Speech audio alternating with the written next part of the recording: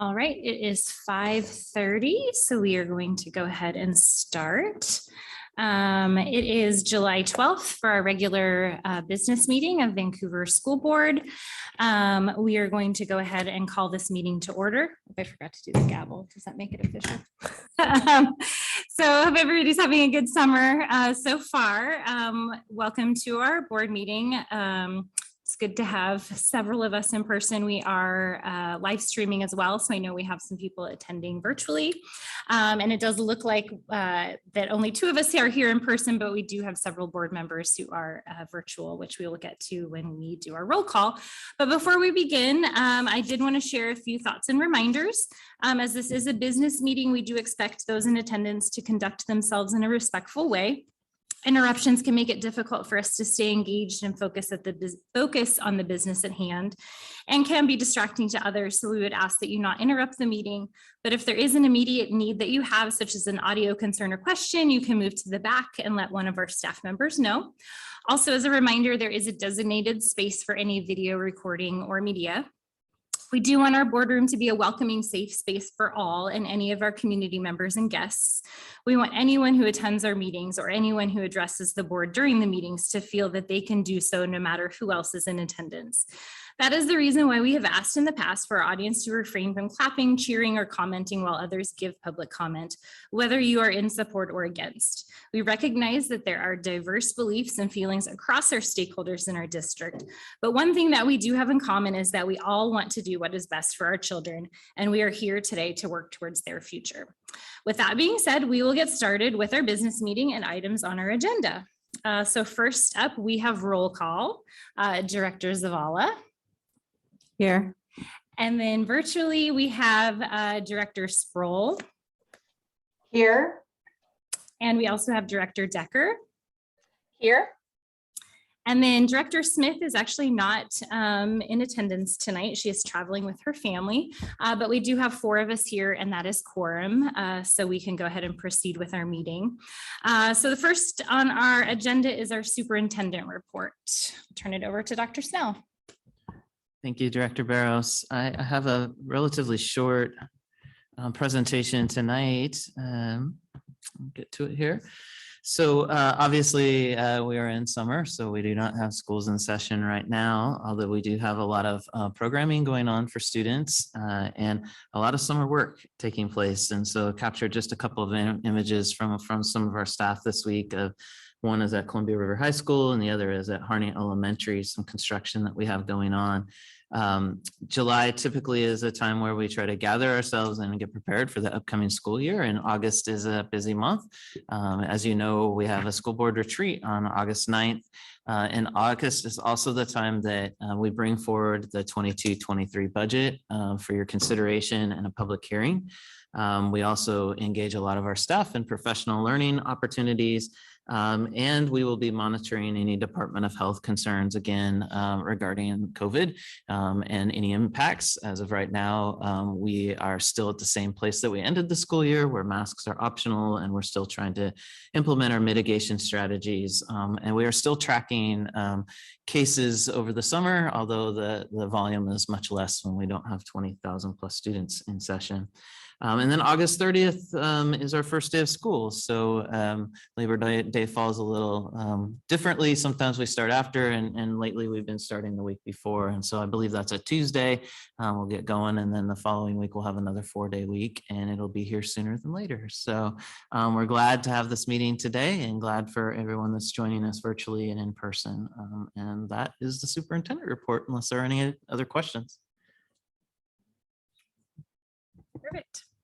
All right, next on our agenda is audience participation. So this is where we have citizen comments. So citizen comments is the time in our meeting where the board and administrative staff like to hear comments from the public. If you wish to address the board and did not have an opportunity to sign in at the start of the meeting, please do so now. Because most matters require fact-finding and review, the board is not able to respond to any public comments made at this time. Additionally, it's the state's Open Public Meetings Act restricts deliberation on topics that have not been placed on the publicly noticed agenda in advance. If follow-up action is necessary, the board will ask the superintendent to work with administrative staff to consider the information and respond accordingly. As a regular business meeting of the school board, we expect the audience to conduct themselves professionally and courteously. Additionally, speakers are expected to be respectful. The board asks that personnel complaints be submitted in writing. Disruptive conduct may cause the meeting to be adjourned and all audience members to be removed. We ask that you approach the podium and state your name for the record. Please also state your affiliation with the district. You have 3 minutes to make your comments. If you hear a chime, please conclude your remarks. If you have materials or additional comments you would like the board to review, please hand them to staff in the back of the boardroom. This information will be provided to the superintendent and board. The board appreciates, listens, and cares about the broad range of perspectives in our community, and we thank you for your comments. So tonight we have one person signed up. It looks like Antonio Salato. Did I say that correctly? Perfect. All right. So when you're ready, the podium is over here. You can approach and again, state your name and affiliation with the district, and then your 3 minutes will start.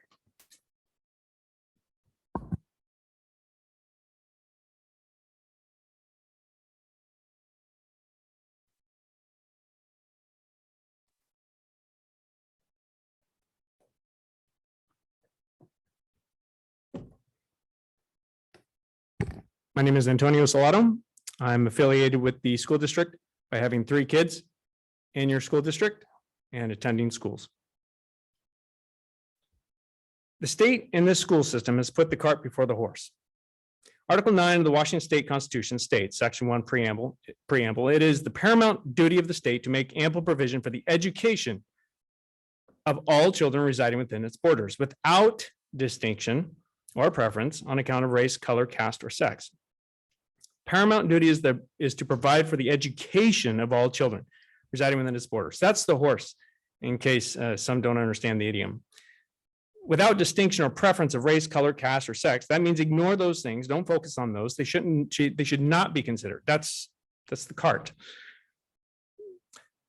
It seems the Vancouver School District has done the opposite, focused on race, color, caste, and most egregiously, the sex and sexual identity and that kind of thing. Proof of this deeply disturbing priority flip is evidenced by test scores and school promotions. Let's look at the horse. Schools with an aggregate pass rate of 59% in grade terms is an F. I think we can all agree on that. How many of the 36, 37 schools in your district have an A, B, or C? Frankly, I don't know, because I didn't see any when I went through the report cards and averaged the scores, reading, science, and math. I saw so many Fs that I stopped looking. I hate to say that. I'm sorry. I was sickened by what I saw. There might have been a D or 2 in the mix, but overall I was fairly appalled. How do you feel when you review those scores? Are you proud, ashamed, saddened, angered, ambivalent, or perhaps unperturbed? What it seems to be being promoted, what promoted the hardest, seems to be the cart. There's a gross preoccupation with promoting sexual identity, LGBTQ plus, gender, and that kind of stuff. It's off the charts.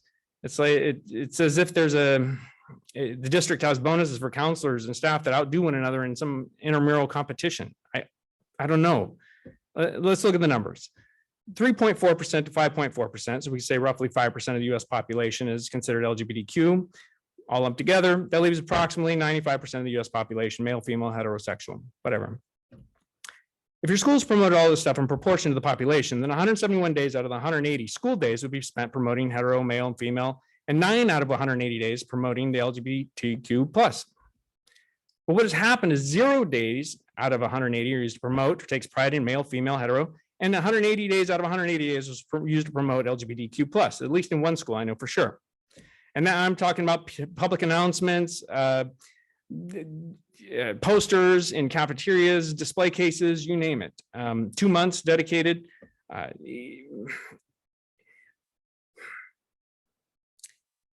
That's what's called an inversely proportional promotion of your population. Is that fair? Is it equal? Is it equitable? I would say no. It's creating a form of elitism artificially. Frankly, I'm asking that the state get back to, and the schools get back to, putting the horse in front of the cart, lest our kids be left with an empty cart and no horse to actually do something and go farther with. Thank you. Thank you, Mr. Slato. With that, we do not have any other people signed up for citizen comments tonight. So we are going to move into the next item on our agenda, which is approval of minutes. Do I have a motion? This is Cass. Motion. I'll second. Thank you. Any discussion? With that, we will move for a vote. Director Zavala, Approve. Director Sproul, Approve. and Director Decker. Approve. Perfect. And the motion passes. And I also vote to approve. Motion passes. Next on our agenda, we have our consent agenda. This includes the instructional and administrative support services as well as the fiscal support services. Do I have a motion? This is Kyle. I will move. And this is Kathy, and I'll second. Thank you. Any discussion on the consent agenda?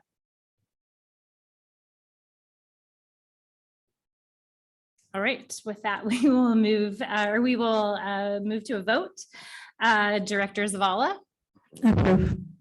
Director Sproul, Approve. and Director Decker. Approve. And I also vote to approve. The motion passes. Next, we are moving into our regular business items. And the first item on the list is the recommendation to conduct a first reading on a policy about guidance and counseling. Yeah, there are a series of 4 policies that are brought forward to you today for first reading, which means that these would show up on an agenda item probably in August. And if there are any revisions or feedback that you would give, we would apply those for the second reading and then potential consideration of a vote. I'll just highlight the 4 of them. The first is around our counseling program. And I should also note that in the committee of the whole meeting, the board gets a chance to review these and ask questions. And so that took place in June. The second is a policy update related to anaphylaxis prevention and response. The third is related to opioid-related overdose reversal and medication that we can use. And the fourth is a first reading related to safe and orderly learning environment and community relations. And so the board has had a chance to look at those policies. Marilee has prepared those for your review. If there are any questions, we can entertain those today. The board can also provide us questions in preparation for the next meeting and the second reading. Any questions on these 4 items? All right, so we will bring those back for a vote at the next business meeting. And with that, that is the end of our action items. The last thing on our list is the Board of Directors report. Any reports or information to share from directors? I did just want to point out July is kind of a different month for us as board members in terms of the frequency of our meetings. We will not be having normally after our business meeting, we then on the 3rd and the 4th month, we have committee meetings to talk about items for the next meeting, business meeting. And then we also have study sessions. We will not be having those in July as we kind of take a little break and get ready to go in August. As Dr. Snell had mentioned, on August 9th is our board retreat, which is the same day. That evening, we'll be having our August regular business meeting. So with that, if there are no other comments or questions, I believe we are adjourned. So thank you all for attending. Enjoy your summer.